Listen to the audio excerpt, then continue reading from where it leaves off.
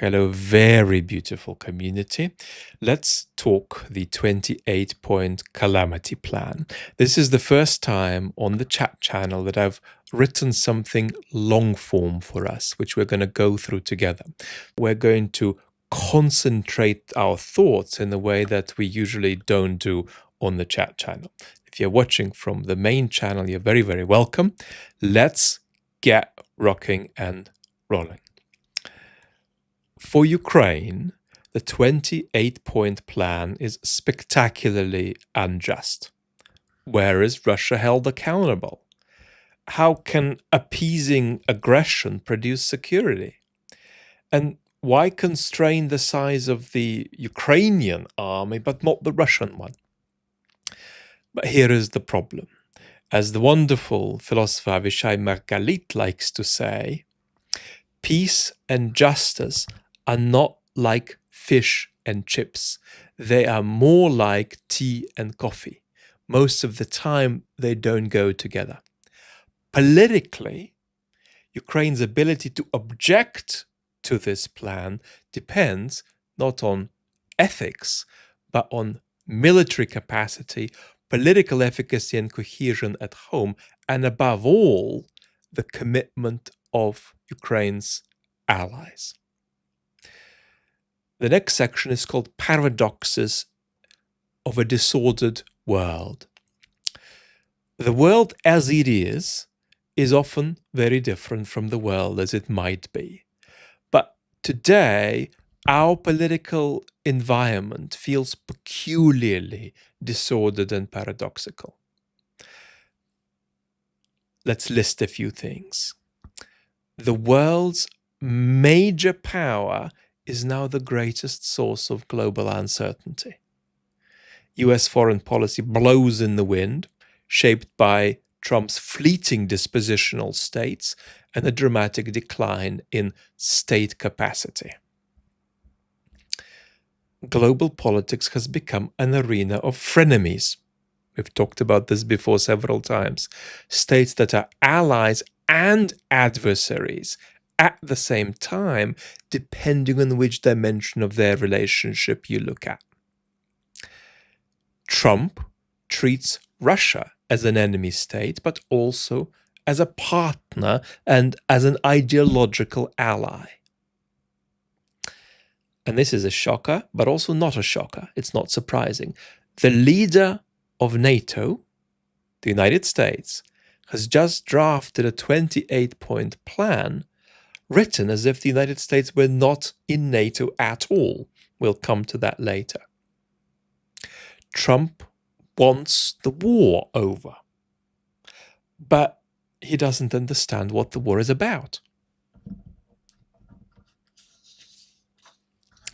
Europe is told for the 17th time that it's on its own, but its first instinct is still to fly to daddy in Washington. Europe speaks boldly for Ukraine, but delivers far less in practice. Ukraine are the good guys, but corruption remains endemic, and some elites are using the war for personal enrichment. The US is bossing everyone around, but only because it is weak. The American empire is in decline. The Russia-friendly plan was released in a week when Washington was signaling the opposite: sustained backing for Ukraine, steady intelligence support, and active help with targeting. So what I want to say is that it's not you, it's the world. But this kind of paradoxical cacophony is now our normal. The next section is about three processes which we need to understand, the third one being the most important.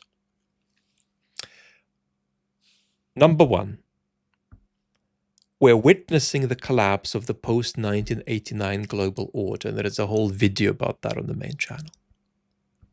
Second, we're witnessing the decline of US power, accelerated by Trump's extraordinary assault on state capacity. And you've got to understand the degradation of state capacity, non-ideologically. In other words, when your state capacity degrades, you can't coherently act on the international stage, no matter what you want to do.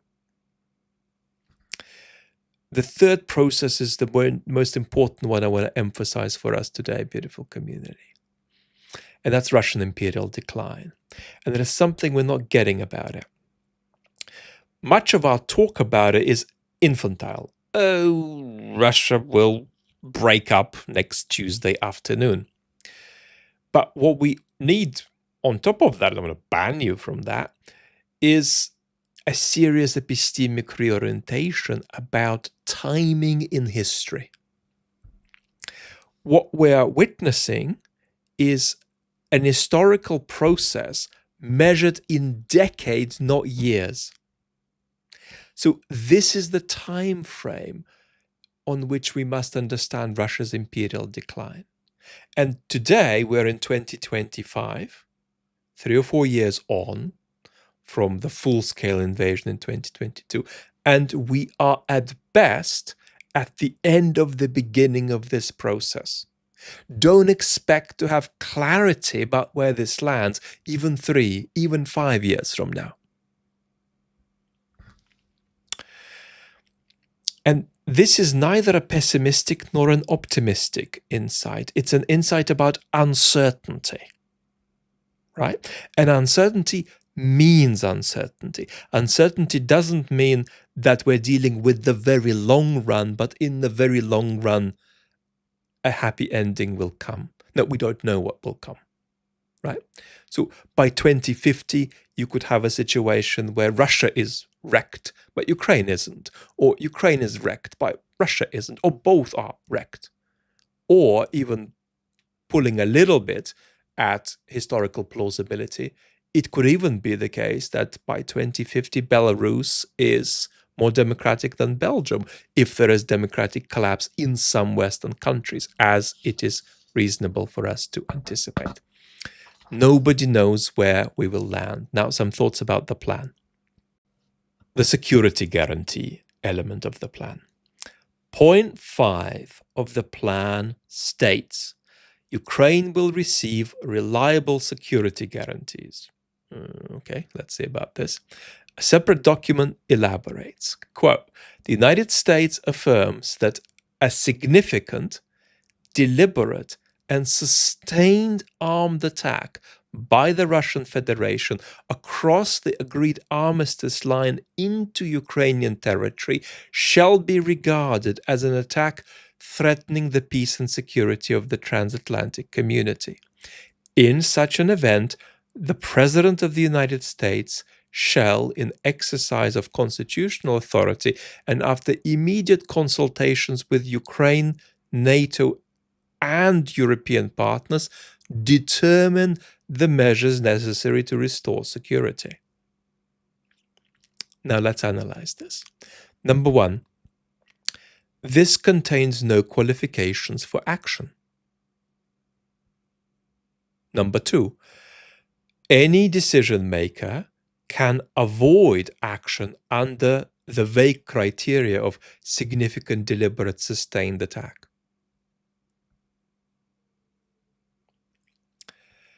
Three, is it misleading for this to have been called a security guarantee similar to Article 5? Well, it's not misleading if you think Article 5 amounts to not much more than 0. And I must say that is not, perhaps it's an exaggerated thought, but it's not a ridiculously exaggerated thought about where we actually are. 4, as Ruth Diamond noted, the reference to non-NATO European partners is sloppy and strange. Is the United States going to consult with Switzerland if Russia invades Ukraine? Or is there room for the literal reading that would interpret this as saying that if Russia invades Ukraine, the United States would consult with Russia, because Russia is a European power? NATO-Russia dialogue. Point 4 of the plan states, a dialogue will be held between Russia and NATO, mediated by the United States. Just think about this. isn't the United States in NATO? Of course, this is unsurprising. It's unsurprising that this is written as if the United States, the leading member of NATO, is not in NATO at all, because the US will mediate between Russia and NATO. And this matches Trump's own rhetoric, because he treats NATO as an external entity. And I want to add a very important PS here. Europe's failure to absorb the implications of Trump near permanently speaking like this is astonishing. The next section is amateurishness. The plan is amateurishly written throughout. One example: Crimea, Luhansk, and Donetsk will be recognized as de facto Russian, including by the United States. Now, recognition normally means de jure recognition. Recognition de facto means a denial of de jure recognition. So the phrase de facto recognition is paradoxical.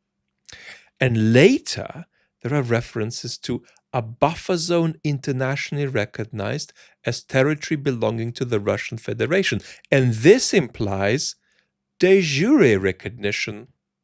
And so this amateurishness is not an accident.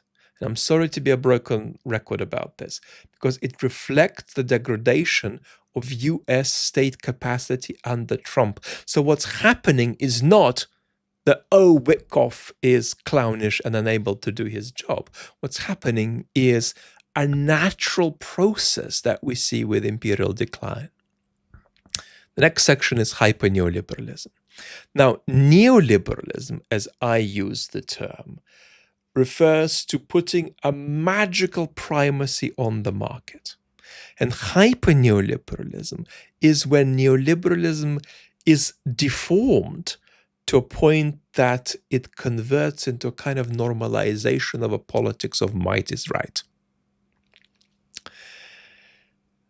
The plan is full of hyper-neoliberal logic. Consider point 14. 100 billion in frozen Russian assets will be invested in US-led efforts to rebuild and invest in Ukraine.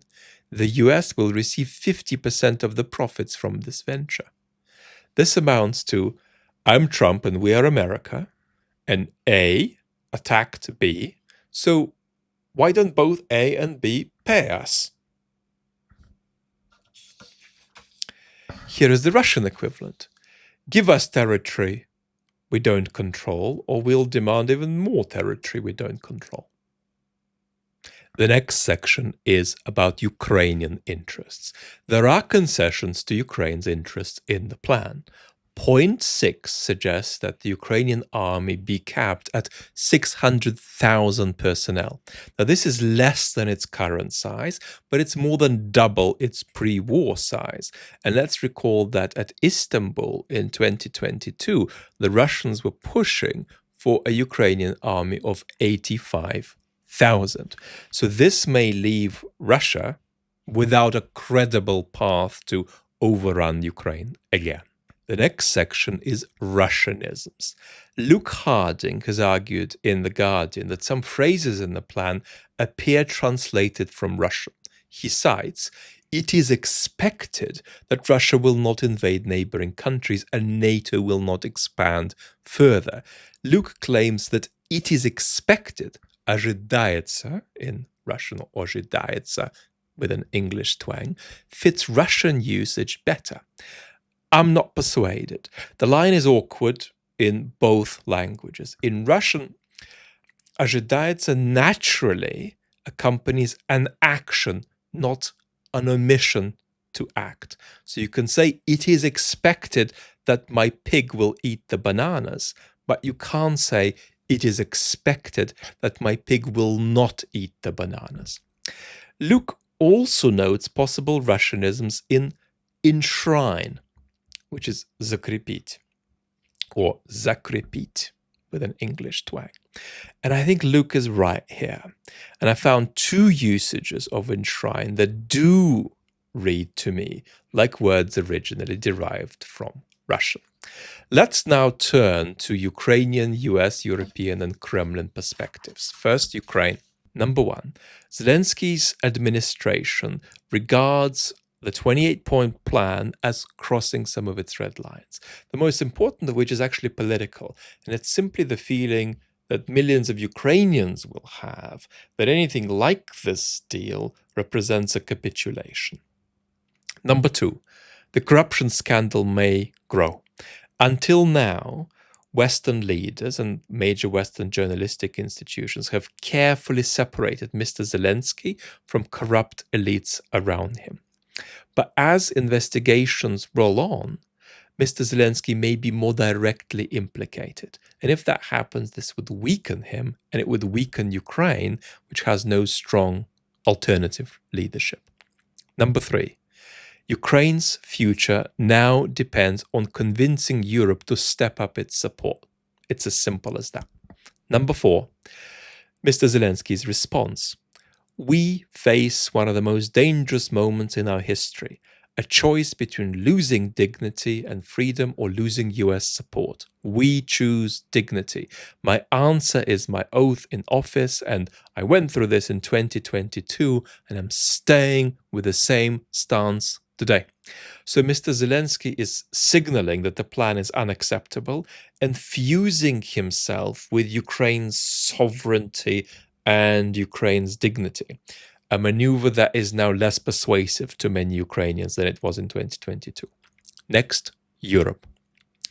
Like the US, the EU is in decline, number one. Number two, Kaja Kallas's recent remark, quote, the EU has a very clear two-point plan, weaken Russia, support Ukraine, was rightly mocked.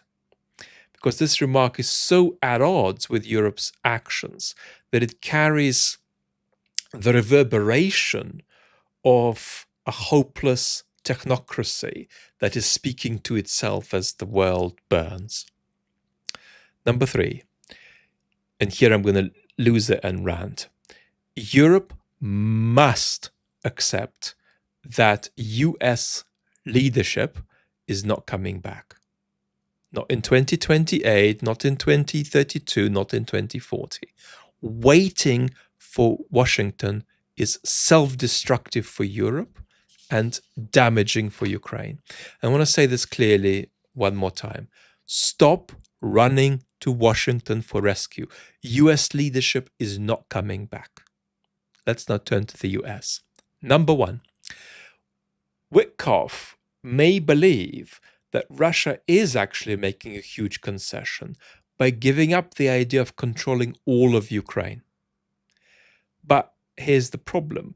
Mr. Putin is not committed to taking all of Ukraine except as just one way among others, a way he tried and failed, of rendering Ukraine ungovernable and open to Russian political control.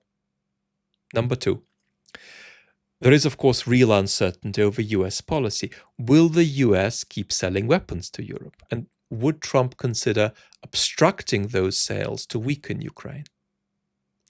Will US targeting and intelligence support continue? These are uncertainties. Number three, Trump's impulsivity matters, especially as he looks to distract from the Epstein files. For now, neither Ukraine nor Russia is catastrophically vulnerable to the point that they can't fight on. Now, that moment may come, and with greater risk for Ukraine than Russia at this stage, but it is not here yet. So there is something impulsively premature about throwing this out there when you've got two sides still committed to going on. Now, Russia. Number one, it's worth getting the nuance right. So here's my very pedantic literal translation of Putin's response. Putin said the plan can form part of the basis of a final peaceful regulation of the conflict. Number two, there has been tension between Trump and the Kremlin since Alaska, but Trump remains ideologically and psychologically aligned with Putin. We made a main channel video about his psychological dependence on Putin via a discussion of his need for narcissistic supply. And we made an ideological video about the alignment at the level of a kind of monarchism and a kind of hyper-neoliberalism, and to a degree a kind of fascism, things that bring Trumpism and Putinism together. In particular, communication and coordination between the Kremlin and the Trump administration has been better than US communication and coordination with Ukraine since Alaska, and better than US communication and coordination with Western Europe, though that is a controversial thing to say. Number 3. Trump necessarily treats Russia as an adversarial state. He has to. I mean, he's been supporting Ukraine in some respects. But in the world of frenemies, he also sees Russia as an ideological and temperamental ally. It's important to re-emphasize this. It's important to re-emphasize that he has never departed from this position, contrary to the unacceptable reporting which casts Trump as constantly changing his mind, when in fact he doesn't. He has remained, in the significant ways I point out, pro-Russian. Final remark. The pro-Russianness of the plan is not just incompetence, of which there is a lot. It is also alignment between Kremlin and Washington, which we must take very seriously, and which we must understand as a much more organic phenomena than the trivial notion of Trump selling out to the Russians. What's happening is an organic convergence between the kind of political system that Russia has and the kind of political system that we have in the West. That's what democratic decline means. Russia is not unique. Russia is an extreme case of a global wash that is coming our way too. You must understand that there's a bit of artificiality in the way we're bridging. There's a lot of bad actors doing bad things. But there's also a situation whereby social forces push us into a place where we are organically converging. And that's the scarier prospect. And that's why we must understand that conversations about what the hell is going on in Russia and conversations about the state of our democracy are actually increasingly going to be conversations about the same thing. Lots of love, beautiful community, and thank you so much for surviving this long video.